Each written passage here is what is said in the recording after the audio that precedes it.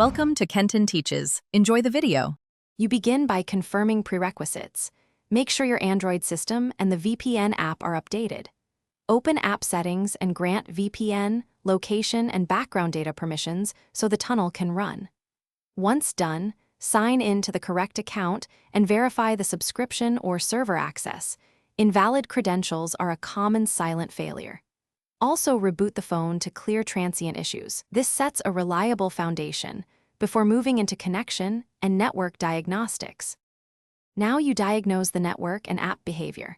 Toggle Wi-Fi and mobile data to see if one works while the other fails, because carrier or router blocks differ.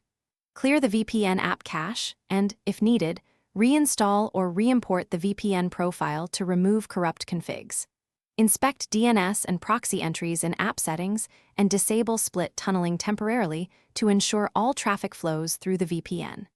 Make sure the chosen protocol, ICAV2, OpenVPN, WireGuard, matches the finish by testing alternate servers, switching protocols, and changing ports to bypass ISP or router filtering.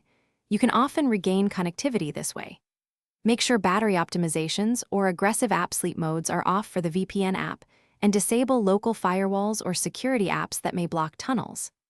If it still fails, collect connection logs, note timestamps, server names, and error messages, then contact VPN support. Giving them precise details speeds resolution and helps identify server-side or account issues quickly.